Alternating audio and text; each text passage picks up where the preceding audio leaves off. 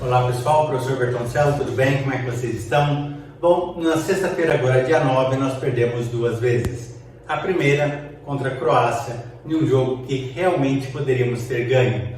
A segunda, na indicação de Haddad para ministro da Economia. Esse, provavelmente, nós vamos perder por 4 anos seguidos. Vamos entender por quê. Primeiro passo, o Haddad é mestre em economia e por isso eu tive que, por força do trabalho, ler a tese de economia dele e é mais ou menos assim. Ele defende Karl Marx. Eu vou colocar alguns tópicos aqui que estão lá no depositório da USP para vocês perceberem mais ou menos como que é o nível da história. O primeiro é esse aqui, vamos lá. Os socialistas até hoje incidiram no erro de acreditar que o desenvolvimento das forças produtivas sob o capitalismo fariam explodir as relações de produção que o configuram, quando na verdade, ao contrário das antigas formações sociais, o capitalismo se vale desse desenvolvimento para se legitimar, sendo que a dialética entre as forças produtivas e as flexíveis relações capitalistas de produção se desdobram de uma maneira historicamente nova a um só tempo, dinâmica e estaticamente. O que ele está dizendo? Que na verdade ele defende Karl Marx, mas ele reconhece que a melhor forma de produção, de criação de riqueza é o capitalismo.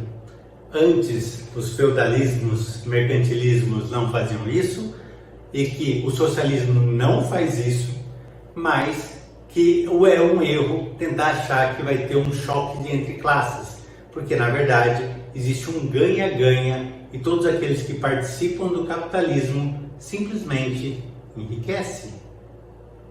Vamos ao segundo. Os socialistas se valem das críticas do capitalismo, expresso no seu caráter inerentemente contraditório e irracional, para afirmar seu ponto de vista. Não obstante, a questão sobre a qual será a crise final desse sistema é uma questão política prática e não econômica teórica.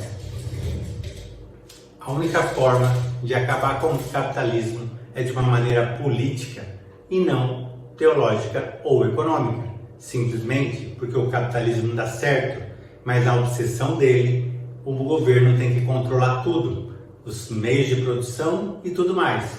Por isso, ele quer controlar a sua vida e, infelizmente, eu espero um Estado maior, inchado e controlador do sistema econômico, tendo esse rapaz na pasta da economia.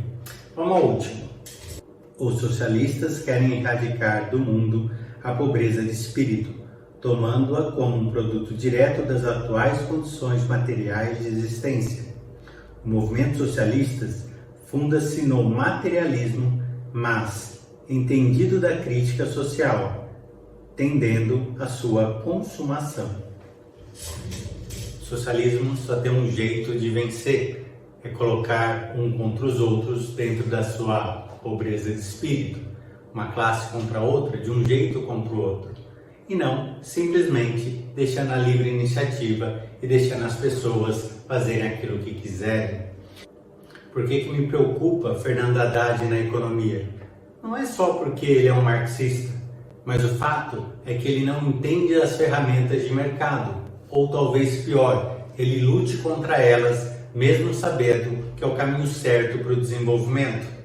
O que a gente pode esperar? Bom, do ponto de vista pessoal, eu diria, parte disso já estava precificado, porque o Lula já tinha ventilado que ele seria o ministro da Fazenda. A outra parte é o que vai ser feito efetivamente. Ele propôs em uma entrevista há pouco tempo uma reforma tributária, muito provavelmente aumentando impostos e não diminuindo impostos. Se isso acontecer, a gente vai ter ainda mais problemas no mercado financeiro. Para aqueles que estão em renda variável, a não ser que seja uma empresa muito boa, venda.